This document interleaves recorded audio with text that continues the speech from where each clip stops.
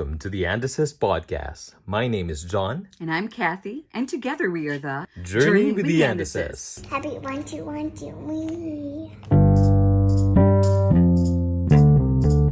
All right, good evening. Welcome to episode 3 of our podcast.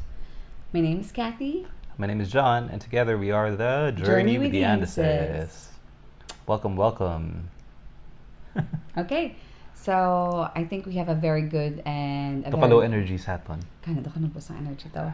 Dapat ano daw, ma-shout kita. Ma-shout kita. I think low ang energy ta because of what just happened this morning. I think all Filipinos can relate to that. Ang bal nila gani ko hindi anay magpa-parlor ko na. Wala ko nagpa-parlor. Actually, much needed na gid sang kamot ko parlor pero nahadlok mapilas-pilas. Kaya basi mapaupan. Yeah. So, again, congratulations still and thank you for making us proud, Celeste. Celeste. Ano siya mag-pronounce? Celeste. Celeste kuno to. Oh, do mo na ang mga Celeste. Pwede. Still, you make us proud. Yeah. Okay. So, by ilan lang mga rumors, whatsoever, just move on with your life and we hope you all the best. Low energy gyapon sa aton. But yeah, anyway, welcome to our podcast, third podcast, and today we have a very relevant topic, hot topic. Yeah. Definitely not Miss Universe. Hindi siya yun. But yes, what's the topic for today, love? So the topic for today's podcast is about anong about? No, it's answering a question bala. Which goes like this. Kada mo, ikaw naman sa mong Ako naman ang sabaw. Gets mo ang sabaw mo, man. Kung wala ka kabalo, paano mo itawid bala? Do intro bala. So, no, we will talk about ng when should you resign Ayun. sa imo work na, 'di ba? A very hot topic. A very hot topic. We picked that topic because again, it's January, new beginnings. So sometimes when you say new beginnings, people are thinking new work, new diba? Career, new opportunities. Life. Actually, there's a video. I was telling you this, my love. Yeah, may video ni Mimiya. Do every Monday na. Do Monday motivation na nga. Almost every Monday, do ang gist sang iyang mga video is do ka resign ka na, do ka mo na bla kay you deserve better. Do mo na kuno bla. Ay to, do ka mo na. Permi ko, amadumduman ko, bigay may miyabi is that ka, work tayo. Work tayo. Well, probably because the last one, nandito siguro nakita ko. Pero kaya do ka New Year, man siguro para sa iya. And on TikTok, do ka, if you would, scroll it, wala sometimes, do ka, a lot of it, magulpi lang, randomly, mabasa, resign ka na, do ka mo na, bala.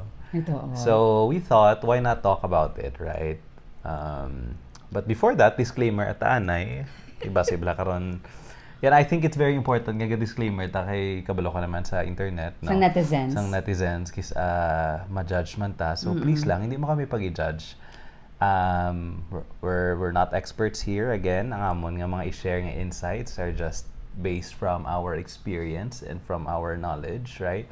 So don't take this as an expert advice or kung may pulot ka. Right, Kung wala ka pulot, then ngita ka sa pangitaan mo pulot, right? Ka-harsh mo naman. Wala pilit tayo. Wala lang pilit tayo. Sige. So, sige, Siguro data na niya. Pwede gid. So, nga resign. Let's answer that first and foremost. Nga resign ang tawo. Nga love. Well, ikaw nga, like, have you been in the situation nga do ka nakabaka sa self mo, ma-resign na gid ko? Oo. Oo. But it's not the work, it's the people. Okay. Nga, I feel like, do ka hindi na ko welcome anymore. Do ka damo na sang gina-throw sa akon. Do ka, in other words, it's a very toxic environment already. Okay. So, I felt like resigning. Ikaw, nag-abot ka sa amo na nga point? Secret. I think it's hypocrite kung mahambal ka wala gid ko kagi. Diba? Hindi ko wala gid ko kagi nanumdum mo resign. I think tanan kita at some point in our lives naka hunahuna gid ya, hunahuna.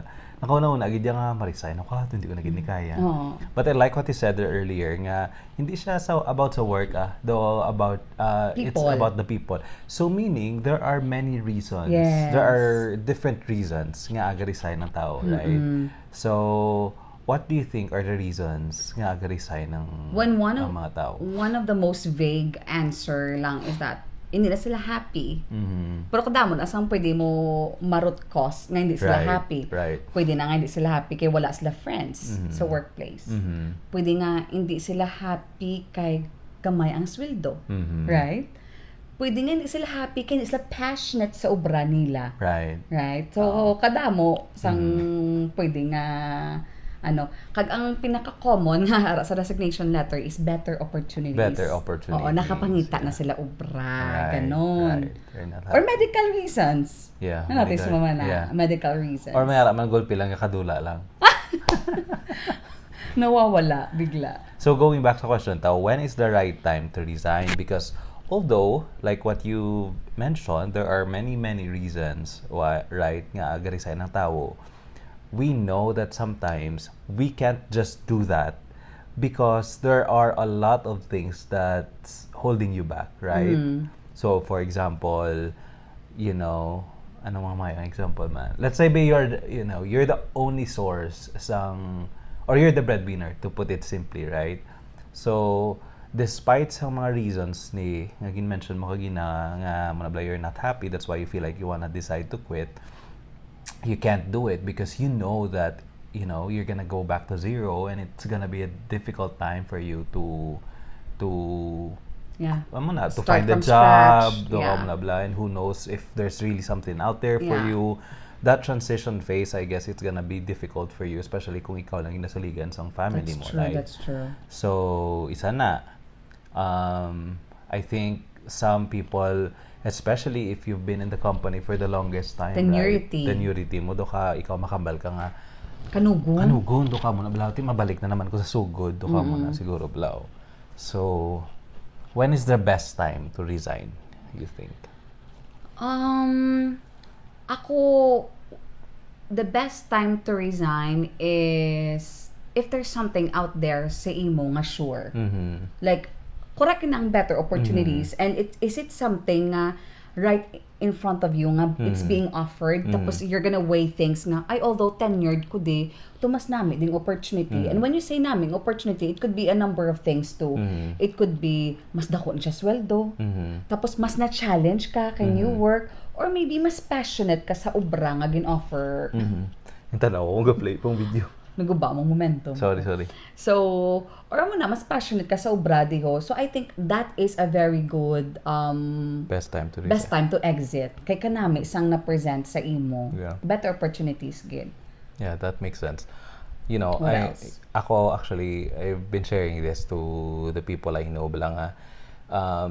I think it's natural that at some point in our career, ma-decide kita nga ma-resign mo. Yeah. Diba? It will happen. It will happen gid eventually, and it's not always because there's a better opportunity, do ka mo na blah or whatever. Bisan sa rason na lang okay, I wanna take some rest na. Do ka mo na blah. I wanna take some rest na, kung usually sa mga government, dakag medyo lawig-lawig na, you wanna retire early na. Do ka mo na blah. So at some point sa aton nga career, I think mabot kita sa point nga ma-resign na ta, right? But if there's a takeaway nga I wanna really share and emphasize diri sa aton nga podcast is that make sure that when you resign, it's for the right reason, right? Yeah. It's not for the reason nga do ka impulsive lang bala. Nga like let's say you did not have a great what I call this, do ka interaction sa people around you at work. Do ka muna bala, do ka one instance lang, do ka feeling a pain, do ka muna bala din or the victim or mentality. Do ka, exit na ko. Or do ka nang there's something challenge lang na natabo once, do ka muna bala. Example, na pagsabihan ka ng boss mo or do na call out ka sa client mo, do ka muna bala. O may napalpak ka na number. Do ka muna bala. I think it's normal, 'di ba, nga there's someone will call you out or someone will coach you about something for you to be better, right? And it's not always, the reason para mag-resign ka immediately. Does that make sense? Yeah, it does make sense. Mm-hmm. Yeah, for the right reason. Oh, for the right reason. Kaya I think if you're gonna be frank enough man sa boss mo nga, hey boss, nang ma-resign ko gali kay maybe I wanna take some rest because since I graduated, I've been working already. Diba? Tapos or maybe I wanna pursue a business. Right. Diba? For some reasons, tanan tatod mabuya man Mabuya kita. sa ginaubrahan tanga we love so dearly. Yeah. Kay tungod nga we wanna pursue our lives. Right. You wanna have your life. passion that day you wanna have outside life after that workplace Right. bala. So I think the boss will understand and would appreciate. Hi, Zoe. Hello. Natigala siya ganot tanga She's duwa. just checking on us. Yeah. So I think the boss would appreciate if magpaka-honest Right. ka kay Ako personally, mas prefer ko na. Oo. Ngayon na balang, they'll be honest with you, right? Like, why is it you decide to quit, right? To resign. And who knows, base ang boss mo may mga connections panadagali nga pwede ka i-refer. The good boss, kaya base man bala may araman insecure boss nga no, you'll be stuck here forever. Oo, wala. I don't think so. May amo na nga boss Yeah, lang. I hope there's none, right? Because I think it's unfair for the people.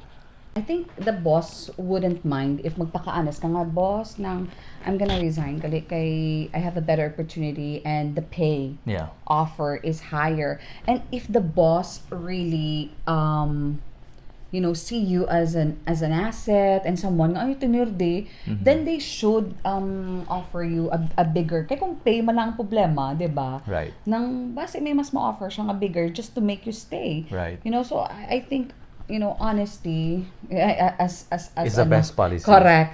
As bala nang Very basic, right? Very basic lang, pero I think the bosses would appreciate I'm that. trying to sit comfortably. Anong kakatabo, love? Nakatabo ko na ko gahambala ba? Wait lang kita lang. Teka lang. Okay, sige go. Right, I agree, love. Can you come closer? I agree. Pedigree. So muna, sakto na. What else pa? So muna, when is the right time to resign?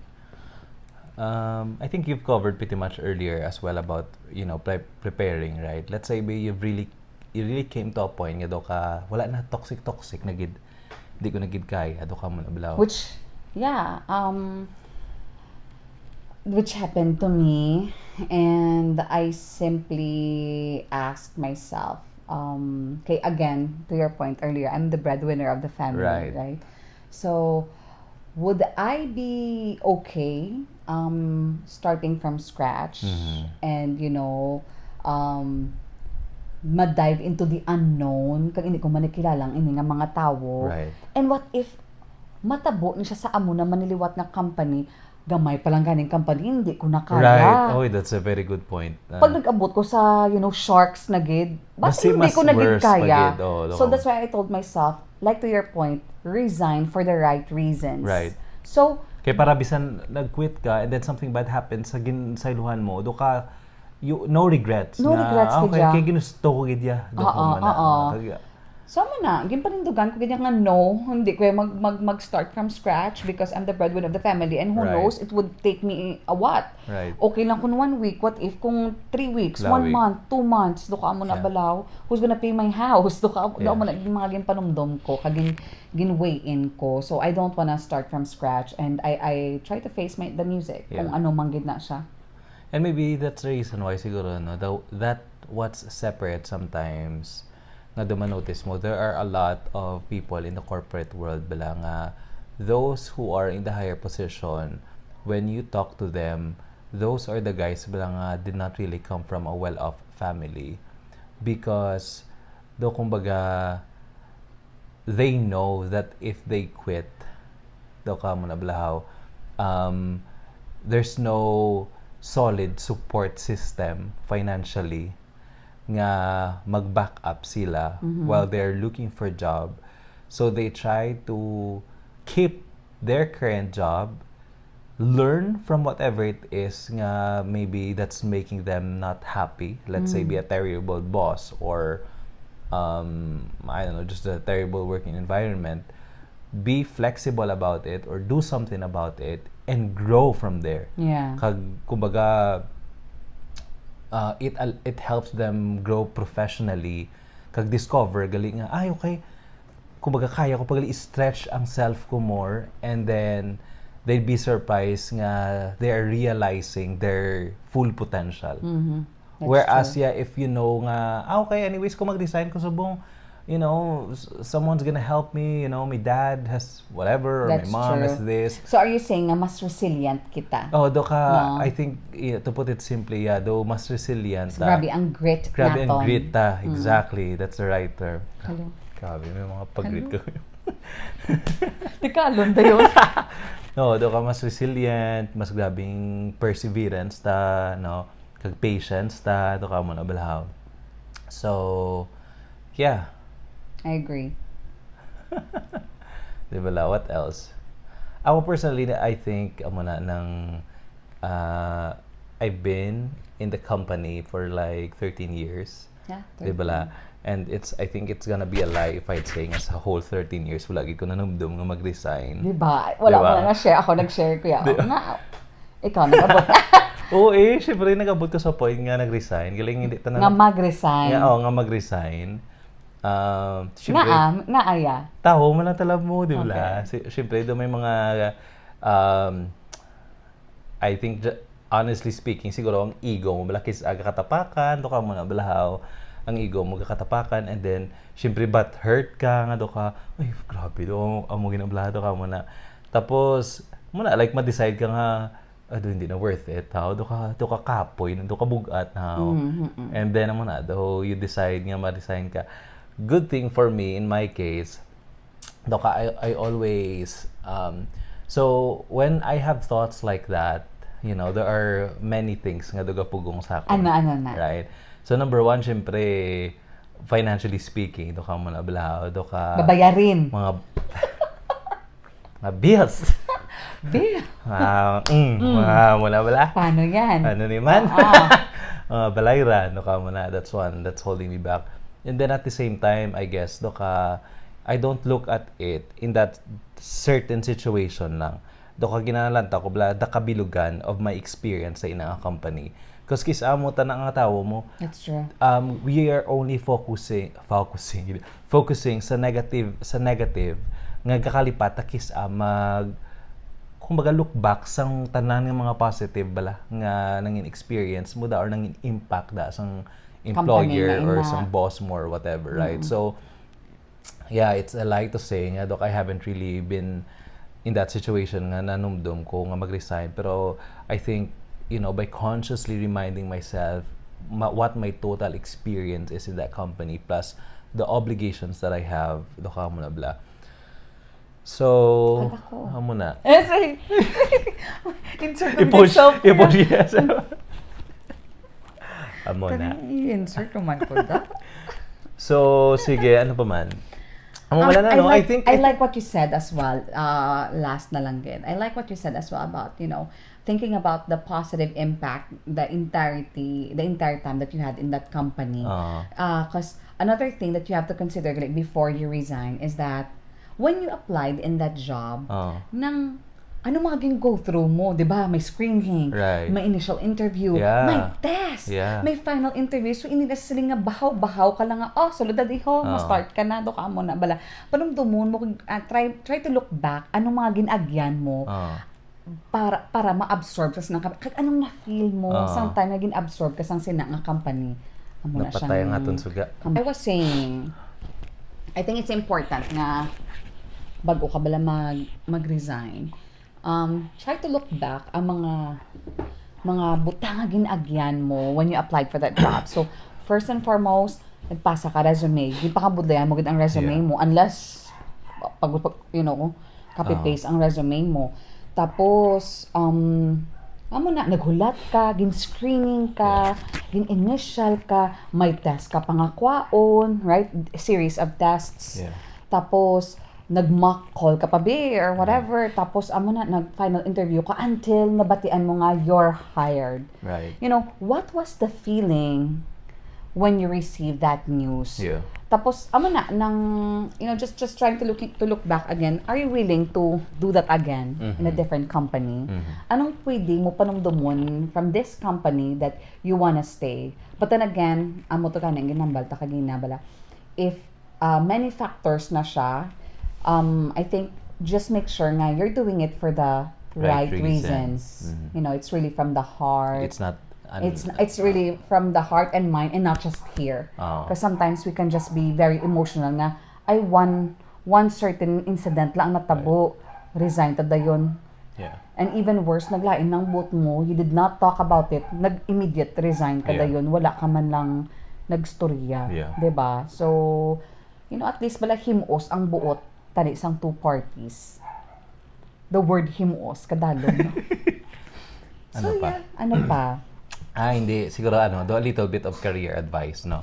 Okay, we hear this commonly, the reason why get resigned as well is because ng greener pasture, better opportunity, do better compensation, do ka mo na balaw. Okay man na, right? I think that's okay. I mean, sino man may hindi gusto sa better opportunity, Diba? bigger compensation. But make sure you do the research well than what you are just hearing from other people. Because, based on experience, normally, ang tao, hindi na niya magambal. Like, sabi, may friend ka nga nagsaylo sa isa ka company.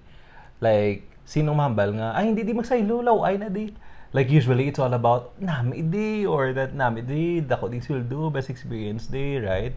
And then only to find out, kali nga pagsaylo mo to, it's even worse, right? So, I think, isa na is, if you want to resign because you want a greener pasture, make sure nga may nami kang research, right?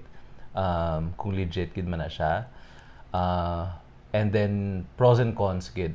Because it could be that you're just looking at one aspect bala nga, yeah, okay, let's say bid ako ang I don't know, ang basic pay, ang monetary or something mo law. Pero wala mo na weigh-in galing okay, there are Wala better benefits. This company offers a better benefit, right? Than this other company. Do ka mo na bala. Yes, the basic pay is good. Do ka mo na. Pero, wala ka da HMO wala ka gali. da HMO or something like that. Diba? Like, What if later wag on, natapos mo? later on, maka-realize ka nga doon sa ka nag-resign pa ko. Do ka mo na Diba? bala. And then, amo pag I think kalabanan sa tao, bla, kita, our scapegoat, if though the challenges are there, is that nang find a new workplace to ka mo na blaw. I like what you said earlier. Nga what if gali ang nasaylohan mo is even worse to ka mo na blaw. Why not learn the culture of this company you're currently in to ka mo na blaw. Be very objective about it. Nga try to weigh in man anong mga great things about this company, right? Kasi basibla nag-focus ka lang katama sa negative nga sa company that you mislook already yung mga great things about the company, right? So you're, you not doing that, you miss the opportunity. You could have stayed there longer instead of resigning immediately. Yeah. And there's another thing. Okay, dako ding sweldo. But girl, kumusta naman ang workload? Right. Basi dako sweldo kay damo ka naman workload. So those things ang kinanan mo gid i-weigh in. And I think one piece of advice na I think is really handy. Kung ka-resignon mo na gid. I think pray for it first. Yeah. Pray for it first. Sleep on it. Yeah. Ika nga. And then panumdumon mo, if makapahimos, if it will give you peace. Peace of Pag mind. nag-resign ka, go for it. for it. Doka mo na abalahaw whether planado ang future mo or not. Because your peace, it's very important. Right? So yeah, pray for it, Yeah, Gid. So, I guess that's it, right? Short but sweet. I hope Yeah. you've learned a thing or two from this topic. If you want us to discuss some more of this in Or our next career, podcast, or love anything life. career related, no? Oo. Please let us know, guys, because of course we want to know kung anong mga gusto nyo man matunan, maybe, or you know. I really do hope may pulot ka mo sa amon nga again sharing of experiences in today's podcast. Right. Well, I think that's pretty much it. Yeah. This has been Mommy Kathy, This has been John. and we are the Journey Journey with with the the Anderses. Anderses. And don't forget To keep growing. and keep exploring. See ya! Oh!